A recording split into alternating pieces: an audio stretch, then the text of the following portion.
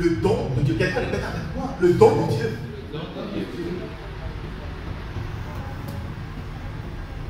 Le don de Dieu.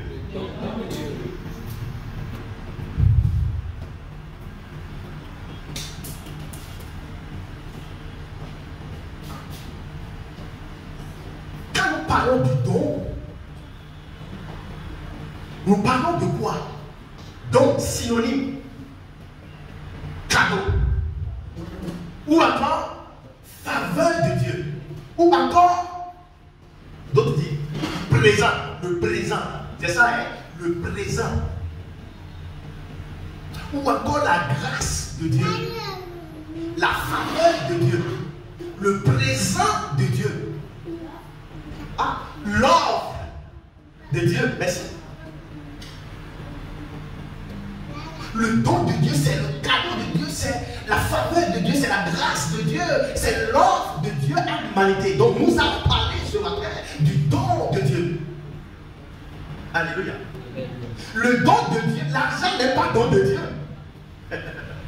Bien vrai que l'argent et l'or appartiennent à Dieu. L'argent ou bien les richesses financières et matérielles ne sont pas don de Dieu.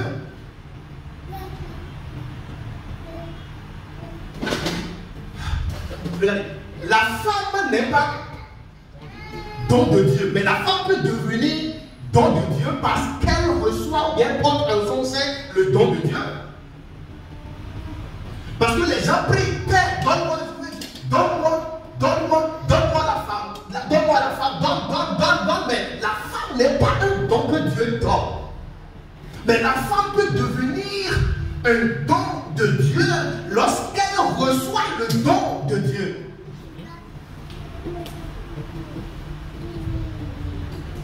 Alléluia. Et donc, c'est qui le don de Dieu?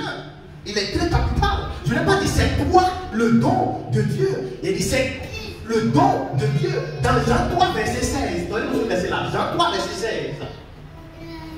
Car Dieu a tant aimé le monde qu'il a donné son Fils unique afin que quiconque croit en lui ne périsse point, mais qu'il ait quoi? La vie éternelle. Car Dieu a tant aimé le monde.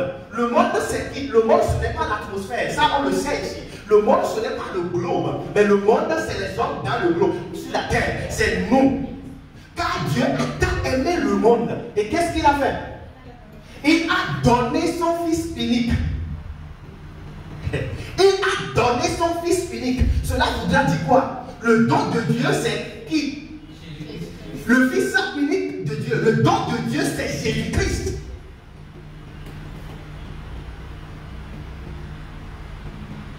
Le don de Dieu, c'est Jésus-Christ. L'argent n'est pas don de Dieu, bien que l'or et l'argent appartiennent à Dieu.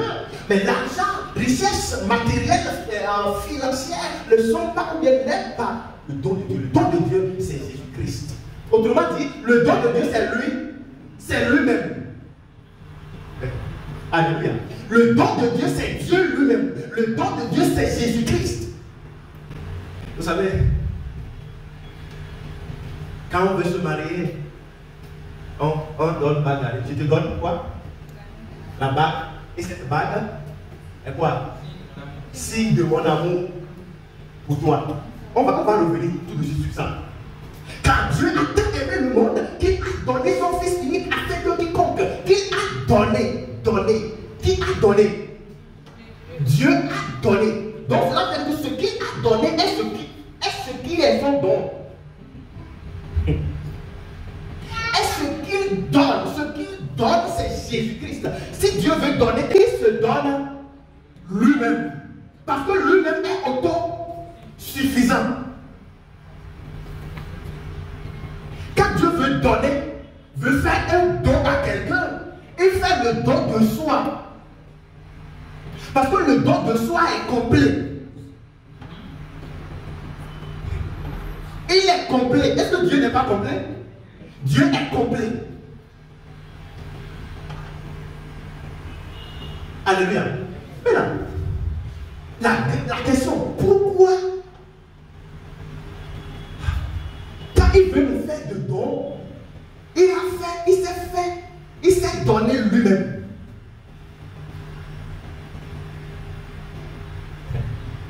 Pourquoi cadeau que Dieu nous a donné, ou que Dieu donne, ce n'est pas tout de suite l'argent, ce n'est pas tout de suite maison, et que c'est Jésus-Christ, et que c'est lui-même.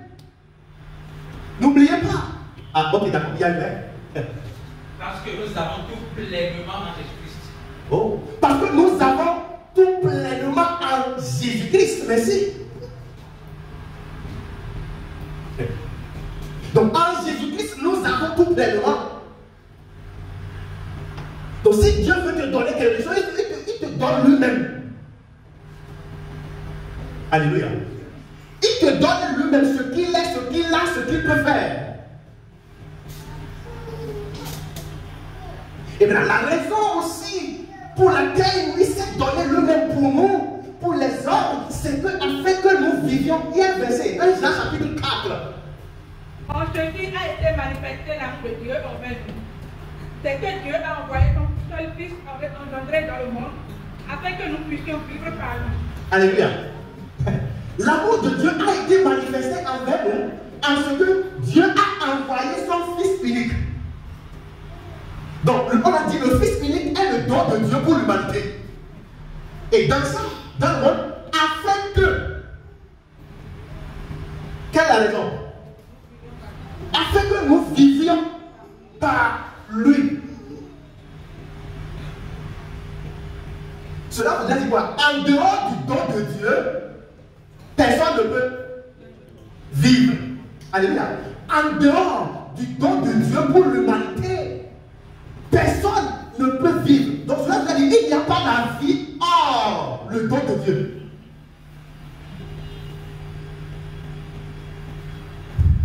Là où il n'y a pas de don de Dieu, il n'y a pas la vie. Donc la présence de don de Dieu égale la présence de vie. Donc afin que nous vivions par lui, frères et sœurs, un peu partout vous me regardez présentement, en dehors du don de Dieu qui est Jésus-Christ, il n'y a pas la vie.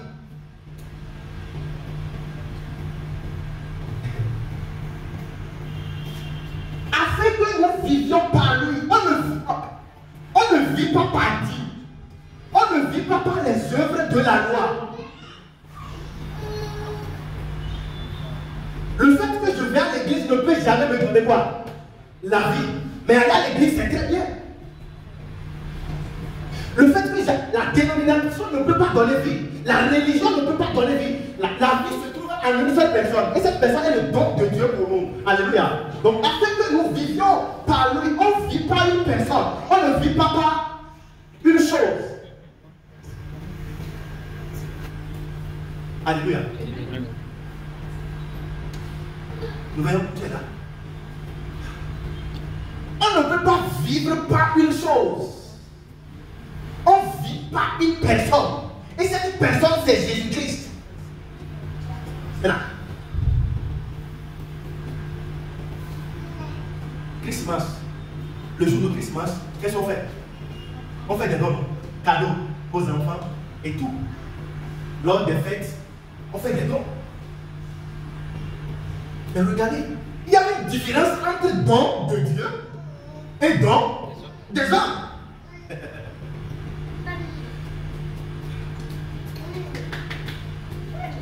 Le don de Dieu a une valeur.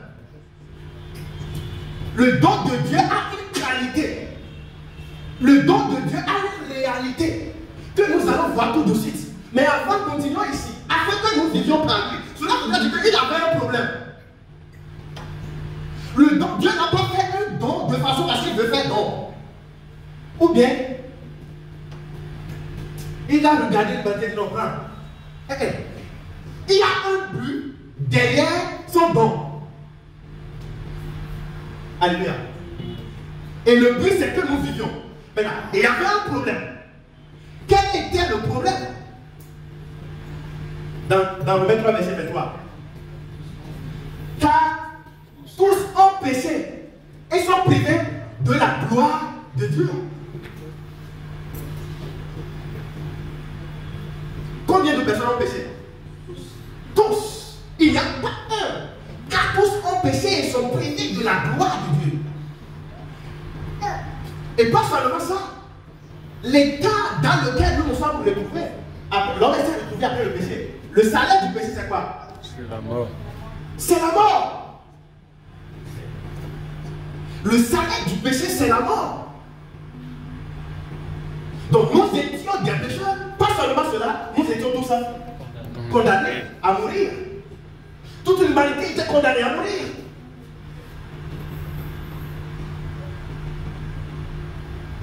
Et donc, Dieu s'est offert pour nous, afin que quand tous ont péché, ils sont privés de la gloire de Dieu. Romains 6, verset 23.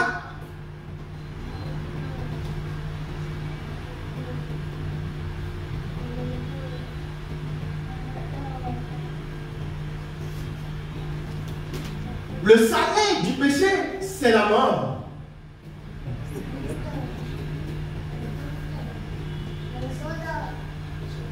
Donc, toute l'humanité était sous le joug et le fardeau de quoi? Du péché et ses conséquences.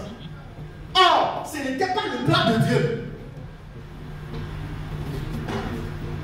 Mais parce que ce n'était pas son plan et que Dieu nous aime tellement, il a fait un cadeau à l'humanité. Il a fait un don à l'humanité. Il a fait un don à tous les hommes. Et ce don, c'est qui? C'est Jésus-Christ. Afin que nous qui étions entre-temps morts, nous qui étions entre-temps séparés de Dieu, nous puissions faire quoi? Vivre par ce cadeau-là. Donc le cadeau de Dieu donne vie. Le don de Dieu donne vie. Donc en dehors du don de Dieu, il n'y a pas la vie.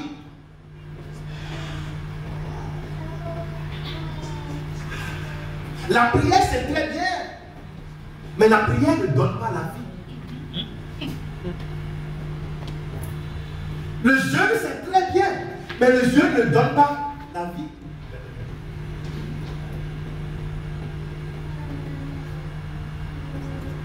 Aller à l'église, c'est très bien. Mais le fait que je vais à l'église ne veut pas dire que parce que je vais à l'église, j'ai la vie. Mais nous avons la vie parce que nous avons le bon de Dieu. Alléluia.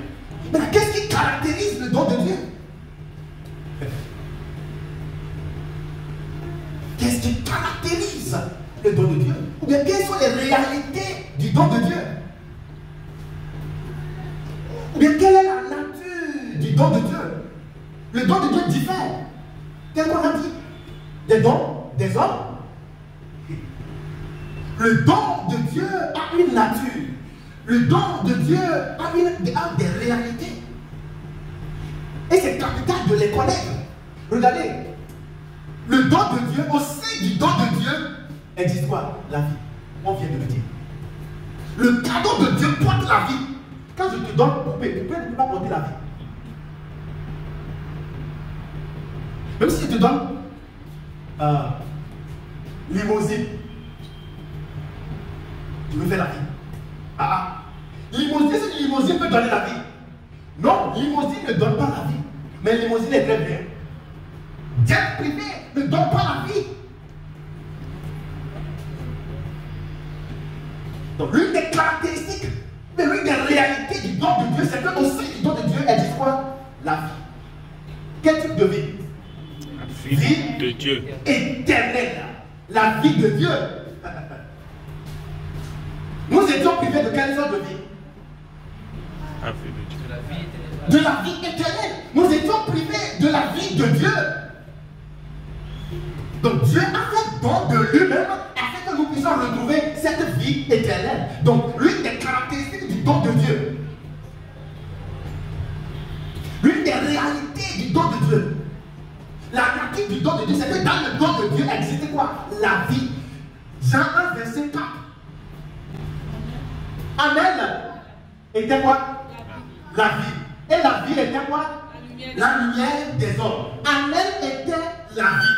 Elle a remplacé La parole. La parole. au commencement était la parole. Et la parole était Dieu. Et la parole était avec Dieu. Et par la suite, la parole est devenue l'homme. Et la Bible dit en elle était quoi? La vie. Donc, en elle, là, c'est qui? Jésus-Christ. Et Jésus-Christ est qui? Bon de Dieu, autrement dit Dieu lui-même. Maintenant, en elle était la vie. Et Jésus-Christ est don. Donc cela veut dire que la vie qui est en Jésus-Christ est aussi un quoi? Est un don. Donc la vie éternelle n'est pas un mérite. La vie éternelle n'est pas une récompense. La vie éternelle c'est un don gratuit. Pourquoi? Parce que c'est dans le don. C'est pourquoi le salaire du péché c'est la mort. Mais le don gratuit de Dieu c'est la vie éternelle. En Jésus-Christ. Donc on ne peut pas travailler pour avoir la vie. Quelqu'un a déjà travaillé pour ça. On ne peut pas offrir. Je suis en train d'œuvrer, je suis en train de travailler dans l'église, je suis en train de jeûner, je suis en train de prier dans le but d'obtenir quoi? La vie éternelle. Or, la vie éternelle, c'est en une personne. Et cette personne-là est un don. Maintenant, si cette personne au sein duquel? Voilà, au sein duquel existe la vie éternelle est un cadeau. Donc cela veut dire que la vie éternelle est un cadeau. Et non une récompense, et non un mérite.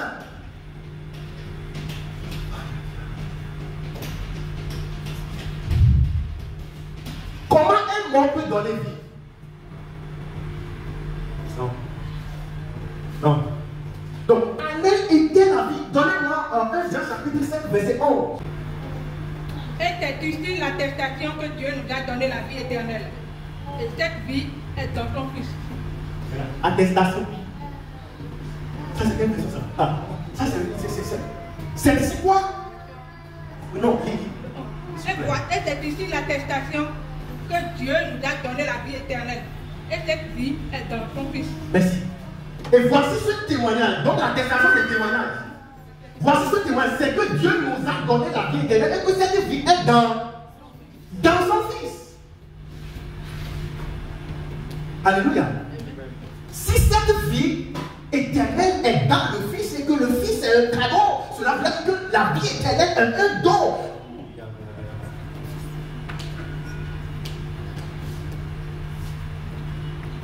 Alléluia. La vie éternelle est un don. Et regardez, ce don de Dieu est où aujourd'hui?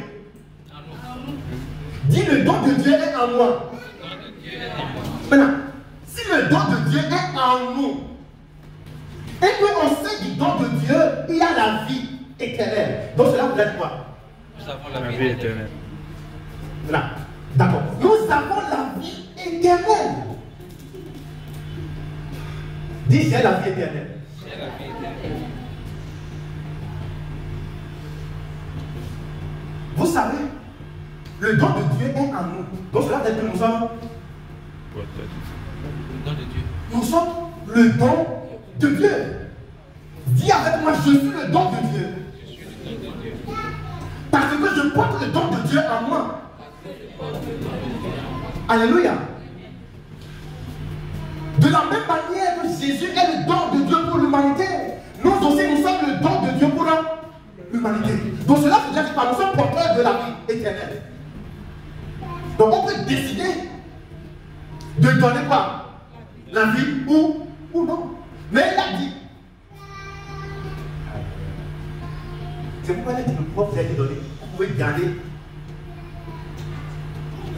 Celui à qui vous pardonnez le péché, il leur sera pardonné. Celui à qui vous pardonnez leur péché, il leur sera pardonné. Mais celui à qui vous il ne sera pas pardonné. Qu'est-ce que cela voudra dire? Cela voudra dire quoi? Que ce que Jésus-Christ est, nous sommes. Il nous a donné cette capacité d'être lui-même. Maintenant, on peut décider, quand on ne sort pas pour prêcher, c'est bon. Qu'est-ce que nous sommes en train de faire? Nous sommes en train d'empêcher les gens de recevoir le pardon ou bien la vie éternelle. Mais lorsque lui, il est le don de Dieu, la vie éternelle, qu'est-ce qu'il a fait? Il est venu, il s'est donné à nous tous. Donc de cette même manière que nous sommes don de Dieu, nous sommes aussi appelés à quoi? À donner cette vie. Alléluia. Donc, l'une des caractéristiques de la vie éternelle, de du don de Dieu, c'est qu'au sein du don de Dieu, il y a quoi? La vie éternelle.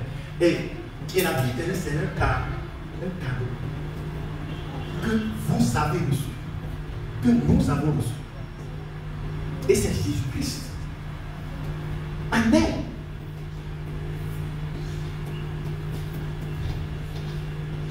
Donnez-nous Jean 8, verset 12. Jésus leur parla de nouveau et dit: Je suis la lumière du monde. Celui qui me suit ne marchera pas dans les ténèbres, mais il aura la lumière de la vie. Mais il aura quoi? La lumière de la vie. Le cadeau dit: Je suis la lumière. L'une des caractéristiques du cadeau de Dieu, c'est quoi? Il est quoi? Au sein de lui, la lumière. Et la lumière était quoi? La vie éternelle. Alléluia. Alléluia. Et donc, nous avons le don de Dieu. Et le don de Dieu, c'est Jésus-Christ. Et Jésus-Christ est caractérisé par la vie éternelle. Au sein de Jésus-Christ, Éphésiens 2, verset 8. Regardez le deuxième.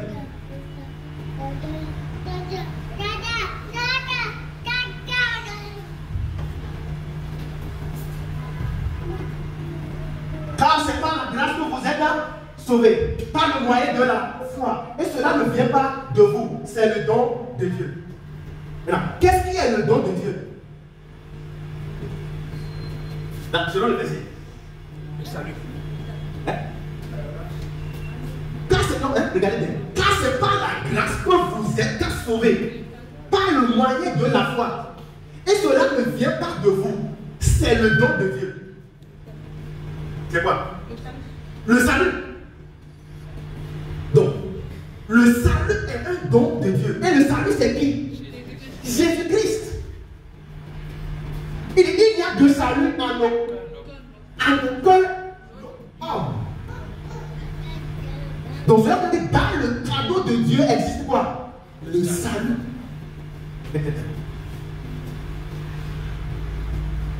Dans le don de Dieu existe le salut ou la vie éternelle, c'est le terme. Maintenant, si dans le don de Dieu existe le salut et que le don de Dieu est en nous, cela veut dire quoi? Nous avons le salut. Dis avec moi, j'ai le salut.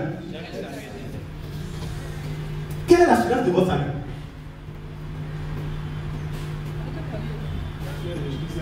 Jésus-Christ est l'assurance de notre salut. Jésus-Christ est l'assurance de notre salut. L'assurance de notre salut. Maintenant, quand vous demandez à quelqu'un, vous dites quelle est l'assurance de votre salut? Imaginez un peu ce que la religion va dire. Parce que quoi? Ce qui montre que vraiment, j'ai le salut, bien, j'aurai le salut. C'est quoi? La sanctification. La sanctification. Je prie, je jeûne. Je prie, je jeûne. Je jeûne 2 fois à la semaine. Je donne la dîme de toutes mes revenus. De tous mes revenus.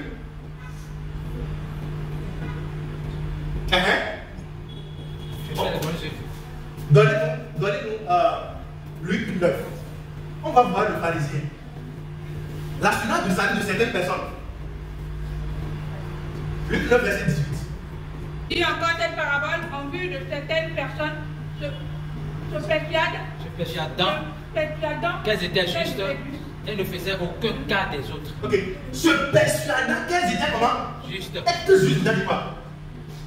Sans péché. Être sans péché, vous avez dit quoi? Se persuadant être sauvé. Oui, oui. C'est bon? Ils sont convaincus. C'était en vue de certaines personnes qui se persuadant. Persuadant, vous avez dit quoi? Assurance. Assurance. Convaincus. Qu'ils étaient justes, qu'ils ont le salut, qu'ils ont la vie éternelle. Donc nous sommes en train de voir maintenant l'assurance du salut de certaines personnes. Maintenant on veut prendre le cas de ce pharisien-là. Se persuadant qu'elles étaient justes, qu'elles étaient sauvées. Et ne faisant aucun cas des autres. On y va. Deux hommes montaient au temple pour prier. Deux hommes montaient au temple pour prier. L'un était pharisien et l'autre publicain. Ok. Le pharisien debout priait ainsi en lui-même: Le pharisien dont vous priez ainsi en lui-même. Oh Dieu, je te rends grâce de ce que je ne suis pas comme le reste des hommes. Ok. Je te rends grâce de ce que je ne suis pas comme le reste des hommes. Oui. Qui sont ravisseurs. Qui sont ravisseurs? Qui sont ravisseurs? On va essayer de casser les mots. Ceux qui détruisent les choses. Ok. Injustes. Qui sont injustes, oui. Adultères. Adultères. Ou même pas. Cela veut dire quoi? Son assurance se trouve dans le fait qu'il n'est pas Adultère. Il n'est pas adultère. Il n'est pas ravisseur. Il n'est pas injuste. D'accord, on y va. Ou même comme ce Publicain. Ok, on y va. Je donne 2 fois la semaine, je donne la dîme de tous mes revenus. Je jeûne 2 fois la semaine. Donc son assurance du salut, son assurance de la justice, c'est quoi? C'est le fait qu'il jeûne 2 fois la semaine. Il donne quoi? La dîme de tous ses revenus. Ok, on continue. Le publicain se tenant à distance Oui. n'osait même pas lever les yeux au ciel. Ouais. Mais il se frappait la poitrine en disant: Oh Dieu, sois apaisé envers moi, qui suis un pécheur. D'accord. 14. Je vous le dis, celui-ci descendit dans la maison justifiée plutôt que l'autre.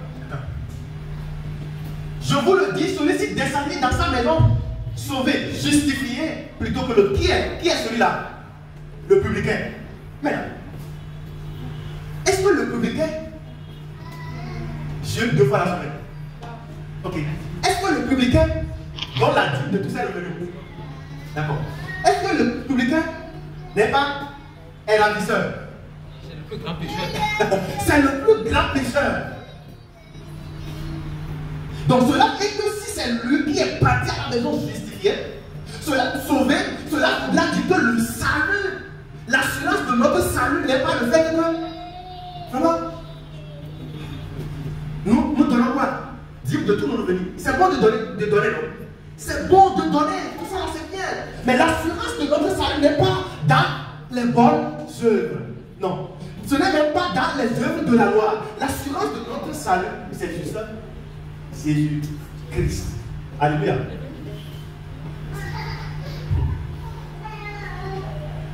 Donc ce qui prouve, ce qui est notre garantie que nous sommes sauvés, celui qui est notre garantie que nous sommes sauvés, c'est Jésus-Christ.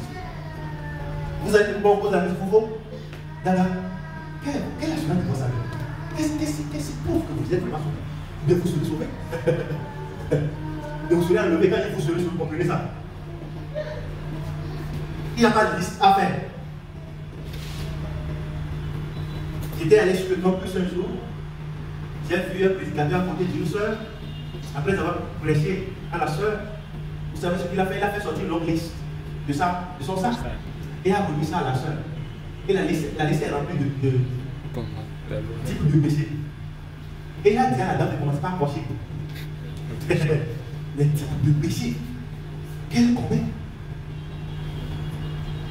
Et après, maintenant, ils vont l'appeler et ils vont faire prière pour elle. Et c'est comme ça l'assurance de la salut de la soeur. Ah, c'est compliqué.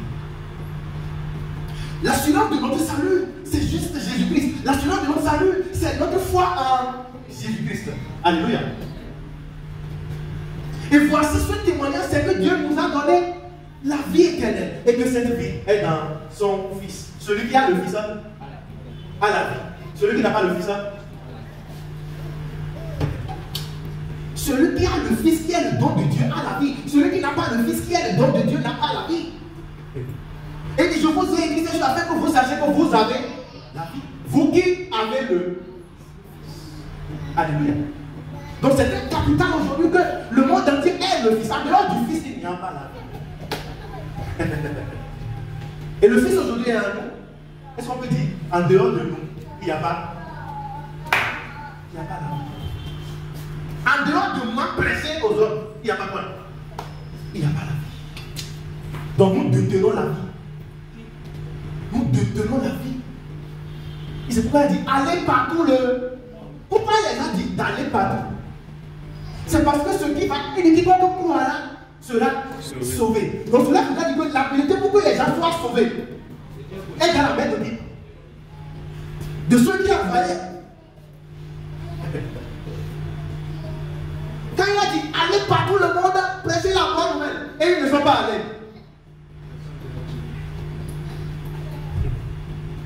Donc de cette même manière, nous avons la vie au sein de nous, et donc nous sommes appelés à distribuer la vie. Nous sommes distributeurs de quoi? De la vie. De la vie.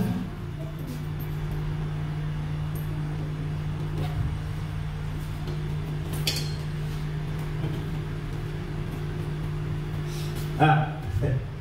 Maintenant, ce don de Dieu est basé sur quelque chose, est à la base de quelque chose. A une fondation.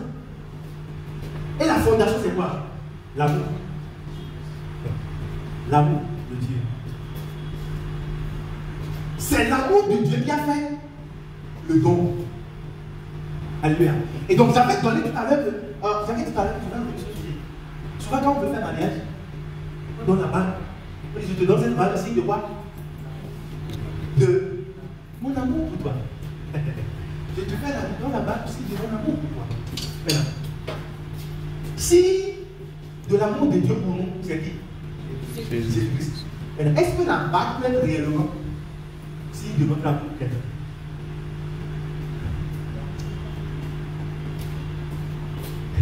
Si de mon amour pour toi devait être qui?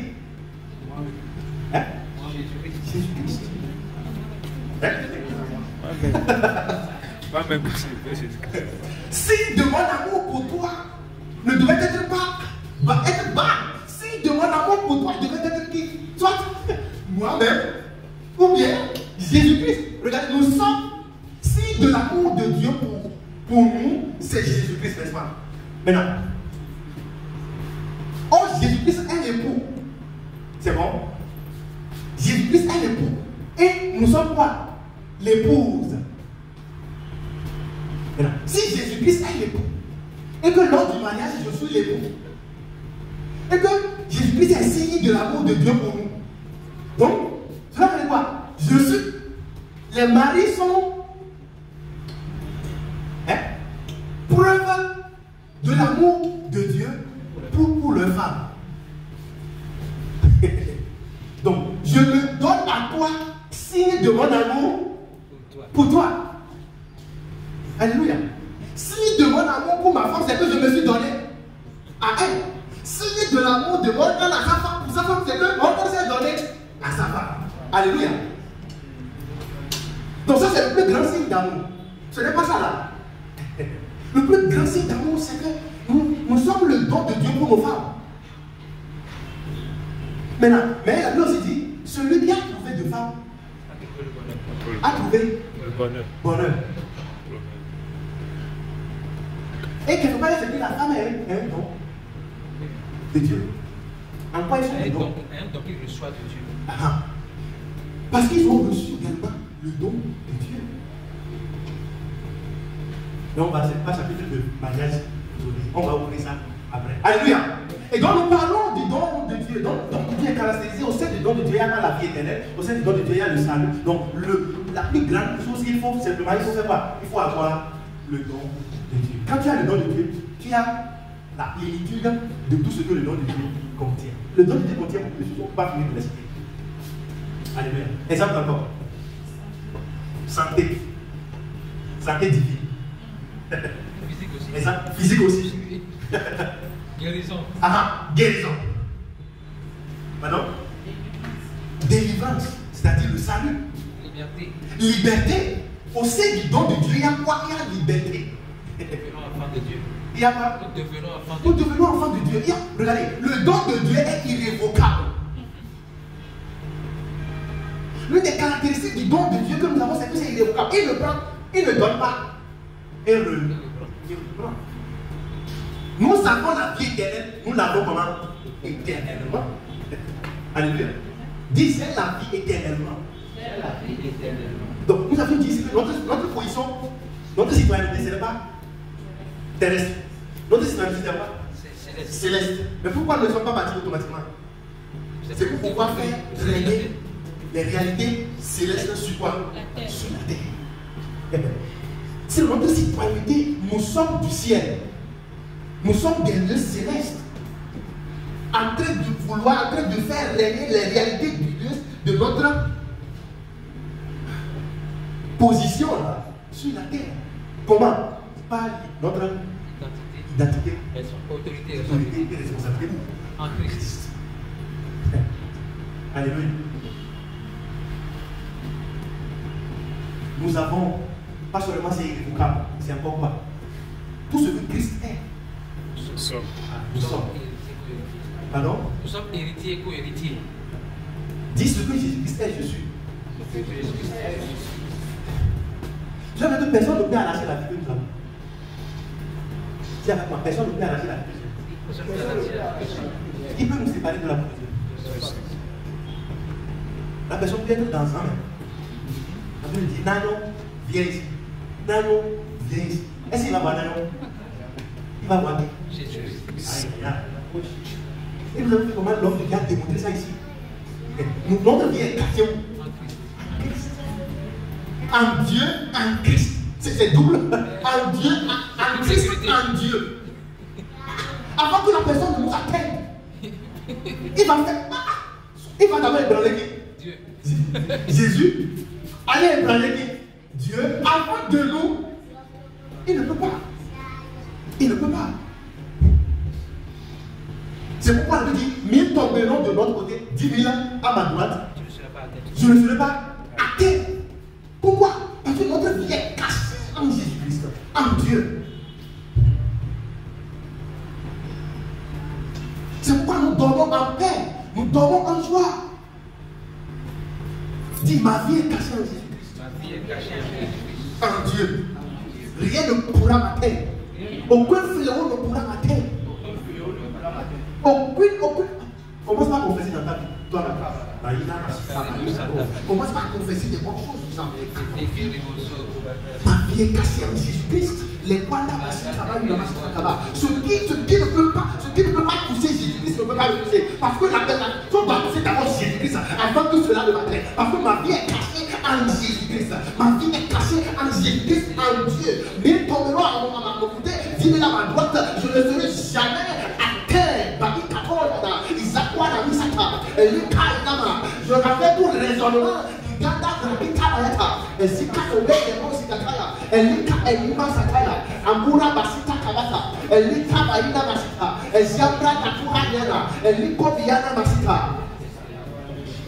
Au nom puissant de Jésus, nous sommes des ambassadeurs de Christ sur la terre. Ambassadeurs, des messieurs. Comment quelqu'un de la terre peut faire quelque chose à quelqu'un qui est. La position est différente. Notre position est différente. Nous sommes sécurisés en Christ. Autre synonyme de salut, c'est quoi? Préservation.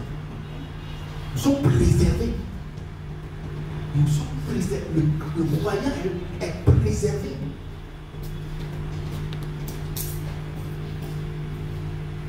Tout ce que Jésus-Christ a fait, ou bien peut faire, c'est notre. Nous pouvons le faire. Alléluia. Ce qu'il est, nous le sommes. C'est pourquoi aucune parole négative ne peut avoir d'impact sur nous. Alléluia. Si ça ne peut pas avoir d'impact sur Jésus-Christ, alors ça ne peut pas avoir d'impact sur nous. Oui, c'est ça. D'abord, quand il voit Jésus comme ça, il commence à faire ça. À trembler. Fléchir. À la façon. En son nom, voilà. En son nom. Toujours du mal. Maintenant, comment ça que en son autorité. L'autorité de Jésus-Christ, c'est où aujourd'hui? Le talent n'a pas besoin de venir. On va visiter le talent, on envoie un ministère. Quand il signe sur le comme ça, lui-même n'a pas besoin d'être là. Il signe la chose. C'est bon? Et il va avec ça. C'est déjà.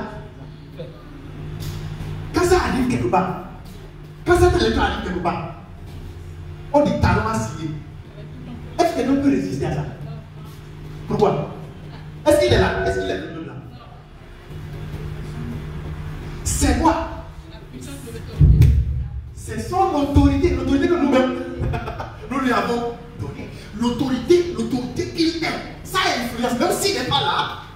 On voit seulement caché, ou bien s'il n'y a plus de lui, il a accès à tout.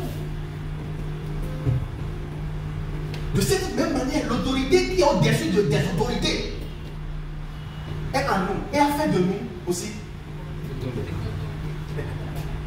Cela vous allez quand vous allez comprendre pas. Tout je ne le fais pas. C'est quoi quand vous avez des pasteurs, qu'est-ce qu'ils font? Hein? Bien. Dis je suis autorité. Je suis autorité. En mon nom, tout genou fléchit. À mon nom, tout genou fléchit. Il a dit au nom du Christ en moi. Au nom du Christ en moi. Tout genou fait quoi? Comme tout genou va fléchir, lorsque tu vas envoyer le fait. C'est de cette même manière. Allez. Donc nous allons la question comme je dis.